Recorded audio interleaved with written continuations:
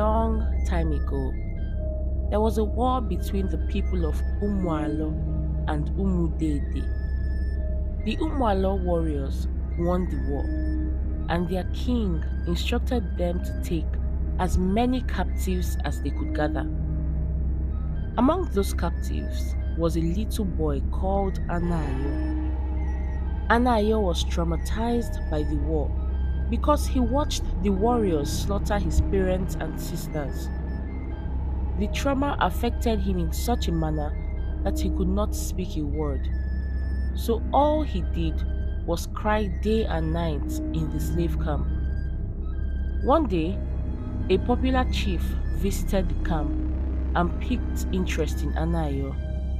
The chief was good friends with the king, so he asked if he could take Anayo home, and of course, the king agreed. Anayo was very lucky because a few days later, the king commanded that the slaves be killed because he discovered their plot to kill his own people. He thought to himself, if I don't get rid of them now, they will definitely kill us all one day. But because of the relationship the king had with the chief, he let the little boy live.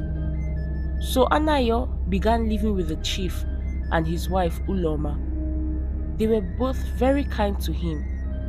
Whatever they could have given their own child, they gave to Anayo. However, their only worry was his inability to speak. Several months later, the chief brought a speckled goat to the house for the festival celebrations. Anayo and his mother were sitting outside when he arrived, and immediately Anayo set his eyes on the goat, he began to scream what felt like audible words. Ma! Ma! The chief and his wife were shocked. They thanked God profusely because their son had shown signs that he may speak again one day. And indeed, they were not wrong, because Anayo started speaking more words daily. However, he never spoke of his past, and his parents never forced him to, because they knew it was a traumatic experience for him. Also, they noticed that several times a day, he would go out to feed the goats. So his mother suggested, Nam, why not buy our son a few goats? Maybe his late father was a goat farmer because he is so interested in taking care of the goats. The man did as his wife suggested and bought a few more goats. He also began to train the boy in the art of goat rearing. As the boy grew up into a man, he became a wealthy goat farmer. In fact, he was also the most eligible bachelor in the village. Every lady wanted a piece of him.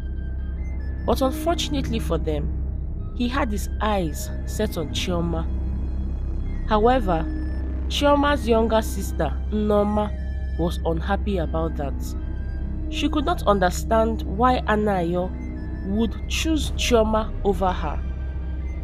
As often as she could, she would stand in front of the mirror and begin to praise herself.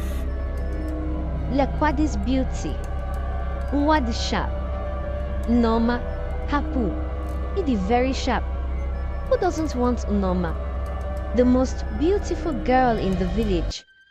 Even kings and warriors are seeking to marry me. Indeed, she was not lying. Every man in the village wanted Noma except Anayo.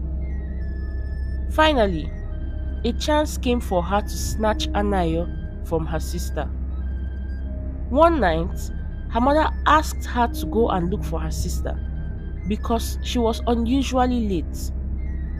Noma checked the farm, but she was not there, so she decided to check Anayo's house. When she got there, she met a drunk Anayo lounging under the tree. She called out to him, and in his drunken state, he responded, saying,